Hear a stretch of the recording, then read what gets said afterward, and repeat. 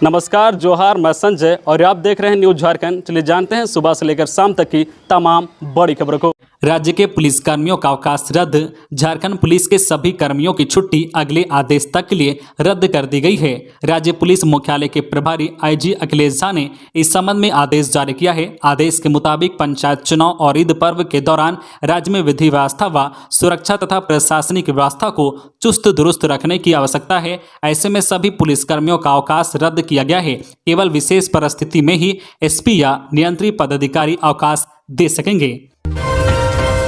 BEd में प्रवेश के लिए 30 से भरा जाएगा आवेदन। परीक्षा में सफल छात्रों को ही मिलेगा एडमिशन। बीएड में एडमिशन लेने वाले छात्रों के लिए खुशखबरी है। सत्र 2022-24 में एडमिशन के लिए राज्य स्तरीय प्रवेश परीक्षा का आयोजन किया जा रहा है। प्रवेश परीक्षा के लिए कल यानी 30 अप्रैल से ऑनलाइन फॉर्म भरने की प्रक्रिया शुरू होगी। ऑनलाइन आवेदन की अंतिम तिथि 15 मई घोषित की गई है। इस संबंध में झारखंड संयुक्त प्रवेश प्रतियोगिता परीक्षा पार्षद ने आदेश जारी कर दिया है। प्रवेश परीक्षा का आयोजन जून के पहले या दूसरे सप्ताह में संभावित है। परीक्षा के लिए धनबाद, बोकारो, रांची, दुमका, जमशेदपुर, डाल्टनगंज में सेंटर बना गया है। मुख्यमंत्री हेमंत सोरेन ने तेलंगाना सीएम केसीआर से की मुलाकात, जल्द करेंगे गैर बीजेपी शासित राज्यों के सीएम की बैठक। मुख्यमंत्री हेमंत सोरेन गुरुवार की शाम प्रगति भवन में अपने परिवार के सदस्यों के साथ हैदराबाद पहुंचे।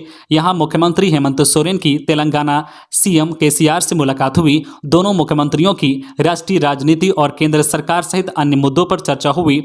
टीआरएस के कार्यकारी अध्यक्ष मंत्री केटीआर की बैठक में शामिल हुए। करीब 3 घंटे तक इनकी चर्चा चली। सूत्रों के मुताबिक उन्होंने आगामी राष्ट्रपति चुनाव में क्षेत्रीय दलों से उम्मीदवार उतारने की संभावना पर चर्चा की। मिली जानकारी के अनुसार तेलंगाना और झारखंड के मुख्यमंत्री केसीआर और हेमंत सोरेन ने केंद्र सरकार की नीतियों के खिलाफ लड़ने के लिए जल्द ही गैर भाजपा मुख्यमंत्रियों की बैठक करने का फैसला किया है। उनका मानना है कि केंद्र सरकार भाजपा शासित राज्यों को प्राथमिकता दे रही है। इनका कहना है कि गैर बीजेपी शासित राज्यों को एकजुट होकर विरोध करना चाहिए। फिर डराने लगा कोरोना। देश में एक दिन में 60 की गई जान, 24 घंटे में 1.5 गुना बढ़ी मौतें, नए केस भी बढ़े। देश में कोरोना की रफ्तार एक बार फिर बढ़ती जा रही है। भारत में कोरोना से पिछले 24 घंटे में 60 लोगों की मौत हुई है। यह आंकड़ा पिछले दिन के मुकाबले 1.5 गुना है। महामारी की शुरुआत से अब तक देश में कुल 5,23,000 लोगों की मौत हो चुकी है। देश में पिछले 24 घंटे में कोरोना के 3,377 नए मामले दर्ज किए गए हैं, जबकि 2,496 लोग डिस्चार्ज हुए हैं। एक्टिव केस यानी इलाज करा रहे लोगों की संख्या भी 17,801 पर पहुंच गई है। गर्मी के मारे झुलस रहा झारखंड। हीट वेव से चौक चौराहों पर सन्नाटा। राजधानी रांची के लोग गर्मी से परेशान हैं। दरअसल उनकी यह परेशानी इस बात को लेकर भी है कि पहली बार ऐसी स्थिति बनी है कि मार्च व अप्रैल माह में एक बूंद बारिश नहीं हुई है। मौसम विभाग का जो पूर्वानुमान लगातार सामने आ रहा है, उसमें भी किसी प्रकार की राहत की संभावना नहीं है। हालांकि राजधानी रांची समेत आसपास के जिलों व उत्तर पूर्वी हिस्से मसलन देवघर, दुमका, धनबाद, गिरिडीह, गोड्डा, पाकुड़, जामताड़ा व साहिबगंज में 30 अप्रैल के बाद यानी कल के बाद से राहत मिलने की उम्मीद है। जबकि आज भी कई क्षेत्रों में हीट वेव की स्थिति बनी रही। कल 30 अप्रैल से 3 मई तक इन जिलों में आंशिक बादल छाए रहने और गर्जन के साथ बारिश होने की संभावना है। राजधानी के 30,000 घरों में पहले चरण में लगेगा प्रीपेड स्मार्ट मीटर। झारखंड बिजली वितरण निगम लिमिटेड वर्ल्ड बैंक की मदद से जून के पहले हफ्ते से स्मार्ट प्रीपेड मीटर लगाने की योजना शुरू कर सकता है। योजना के पहले चरण में रांची के मेन रोड व अपर बाजार इलाके में करीब 30,000 कमर्शियल उपभोक्ताओं के यहां स्मार्ट प्रीपेड मीटर लगाने की तैयारी है। यह व्यवस्था लागू होने के बाद विभाग को घर घर जाकर मैनुअल बिजली बिल तैयार करने की झंझट से मुक्ति मिल जाएगी। वही इस नई व्यवस्था का इंतजार उपभोक्ताओं को भी है। उन्हें समय पर बिजली का बिल मिल पाएगा। साथ ही वे सरकार की ओर से मिलने वाली सब्सिडी का लाभ भी ले सकेंगे। स्मार्ट प्रीपेड मीटर बिल्कुल प्रीपेड मोबाइल की तरह ही होगा। उपभोक्ता उतनी ही यूनिट बिजली का उपयोग कर पाएंगे जितने का रिचार्ज कराएंगे। ईयरफोन लगाकर रेलवे ट्रैक पार करने के दौरान हादसा। दुमका भागलपुर रेल मार्ग पर ट्रेन ने ट्रैक्टर को मारी टक्कर, चालक की मौत। दुमका भागलपुर रेलवे ट्रैक पर शुक्रवार को हादसा हुआ। जामा थाना क्षेत्र के भटिनैया पंचायत के समीप दुमका से भागलपुर जा रही पैसेंजर ट्रेन ने एक ट्रैक्टर को टक्कर मार दी। इसमें ट्रैक्टर चालक की मौत हो गई। ट्रैक्टर पर सवार 2 मजदूर के भी घायल होने की सूचना है। ट्रैक्टर पर गोबर, खाद व भूसी लदा था। ट्रैक्टर चालक कान में ईयरफोन लगाकर बगैर रेलवे फाटक के रेलवे ट्रैक पार कर रहा था। इसी दरमियान दूसरी तरफ से आ रही ट्रेन ने ट्रैक्टर को अपनी चपेट में ले लिया। बताया जा रहा है कि जिस स्थान पर यह घटना हुई है वह एक पगडंडी नुमा सड़क है, जिससे होकर ग्रामीण व वाहन अवैध तरीके से रेलवे ट्रैक पार करते हैं। घटना की सूचना मिलने पर जामा थाना की पुलिस मौके पर पहुंचकर रेस्क्यू में लगी है। दुर्घटना के बाद रेलवे ट्रैक पर आवागमन कुछ समय के लिए बाधित हो गया। ट्रेन करीब 1 घंटे तक मौके पर खड़ी रही। जानकारों के मुताबिक जिस तरह से यह हादसा हुआ है वह काफी खतरनाक है। इस हादसे में ट्रेन में सवार यात्रियों को भी खतरा हो सकता था। झारखंड को लूट रहा शिबू सोरेन का परिवार। बाबूलाल मरांडी झारखंड में पानी और बिजली की समस्या को लेकर भारतीय जनता पार्टी सरकार के खिलाफ आंदोलन चला रही है। इसी कड़ी में शुक्रवार को भाजपा कार्यकर्ताओं ने पाकुड़ जिला मुख्यालय में हेमंत सरकार के खिलाफ रैली निकाली और जमकर प्रदर्शन किया।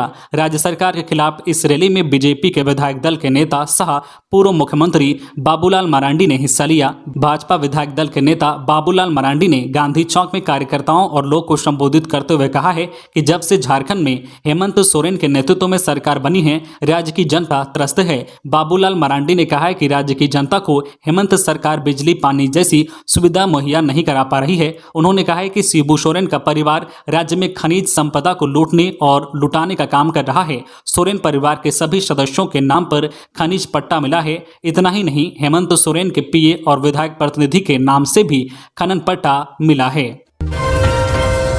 पलामू के हरिहरगंज में सड़क हादसा, अज्ञात वाहन ने बाइक को मारी टक्कर, औरंगाबाद के युवक की मौत, आक्रोशित परिजनों ने किया NH 98 जाम। पलामू के हरिहरगंज इलाके में सड़क हादसा हुआ है। घटना के बाद आक्रोशित लोगों ने सड़क जाम कर दिया। दुर्घटना हरिहरगंज थाना क्षेत्र अंतर्गत CHC के समीप पर मेदिनीनगर औरंगाबाद NH 98 पर गुरुवार की रात्रि 1:30 बजे हुई है। इसमें बिहार के युवक की मौत हो गई है। मृतक की पहचान बिहार के औरंगाबाद जिले के अंबा थाना क्षेत्र अंतर्गत मसोह गांव निवासी नगीना राम के 27 वर्षीय पुत्र विकास कुमार के रूप में हुई है। पाकुड़ में सनसनीखेज वारदात, पारिवारिक विवाद में पहले पति ने हल से मारकर पत्नी की हत्या की, फिर खुद फांसी लगाकर दे दी जान। झारखंड के पाकुड़ में सनसनीखेज वारदात हुई है। देवीनगर पंचायत के कोटाल पोखर गांव में गुरुवार रात को पति पत्नी के बीच आपसी विवाद में पति ने पहले पत्नी की हत्या कर दी, इसके बाद खुद भी फांसी लगाकर आत्महत्या कर ली। मरने वालों की पहचान कोटाल पोखर गांव निवासी पंसूरी टुड्डू 32 वर्षीय तथा पति CPA सोरेन 38 वर्षीय के रूप में की गई है। घटना की सूचना महेशपुर पुलिस को शुक्रवार को मिली। इसके बाद थाना प्रभारी सुनील कुमार रवि, पुनीत कुमार, गौतम, मुकुल भगत पुलिस बल के साथ गांव पहुंचे। घटना की जांच करने के बाद शव को पोस्टमार्टम के लिए पाकुड़ भेज दिया। उन्होंने बताया कि मामले की छानबीन की जा रही है। आगे की जांच के लिए पोस्टमार्टम रिपोर्ट का इंतजार किया जा रहा है। कंप्यूटर शिक्षक बेरोजगार, 652 कंप्यूटर शिक्षकों का कॉन्ट्रैक्ट खत्म, ना बहाल किया ना नई नियुक्ति की। सरकारी स्कूलों में कंप्यूटर क्लास चलाने में दिक्कत खड़ी हो गई है, क्योंकि 2017 में बहाल हुए संविदा कंप्यूटर टीचर का कॉन्ट्रैक्ट 15 अप्रैल से खत्म हो गई है। नई व्यवस्था भी नहीं की गई है। इससे स्कूलों में कंप्यूटर की पढ़ाई बंद हो गई है। वही संविदा खत्म होने से राज्य भर के 652 कंप्यूटर शिक्षक बेरोजगार हो गए हैं। हालांकि एक निजी संस्था का कॉन्ट्रैक्ट अभी भी जारी है, जिसे कुछ स्कूलों में कंप्यूटर क्लास चलती रहेगी। पोर्टल पर देख सकेंगे बीज कब तक मिलेगा। इस बार ब्लॉकचेन पोर्टल से किसानों को मिलेंगे खरीफ फसलों के बीज। कृषि के क्षेत्र में राज्य सरकार इस बार ई तकनीक का बेहतरीन प्रयोग करने जा रही है। कृषि निदेशालय ने इस बार ब्लॉकचेन टेक्नोलॉजी के माध्यम से राज्य के किसानों को खरीफ फसलों के बीज वितरण करने का लक्ष्य निर्धारित किया है।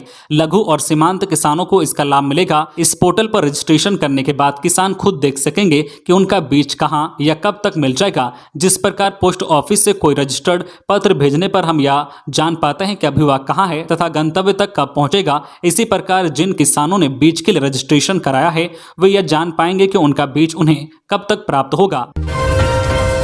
बिजली की कमी, झारखंड में सबसे ज्यादा 17% बिजली की कमी।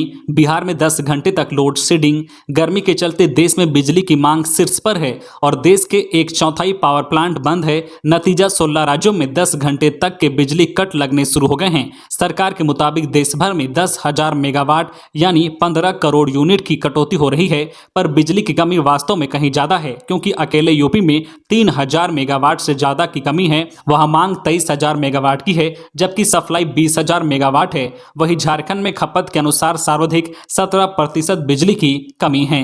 देश में 50% प्लांट कोयले की कमी के चलते बंद हैं। पावर सेक्टर के विशेषज्ञ शैलेंद्र दुबे ने मीडिया को बताया है कि देश में ईंधन उपलब्ध नहीं है। 9,745 मेगावाट क्षमता के प्लांट्स में शेड्यूल शटडाउन है। 23,503 मेगावाट क्षमता के प्लांट अन्य कारणों से बंद पड़े हैं। तो ये थी आज की झारखंड की टॉप बड़ी खबरें। इसी तरह झारखंड की हर छोटी बड़ी खबर देखने के लिए आप हमारे चैनल न्यूज झारखंड चैनल को सब्सक्राइब करके बेल आइकन प्रेस कर दीजिए, जिससे आपको झारखंड की हर छोटी बड़ी खबर का अपडेट आप तक पहुंचता रहे। तो आज के लिए बस इतना ही, हमें दीजिए इजाजत, फिर मिलते हैं नेक्स्ट न्यूज में।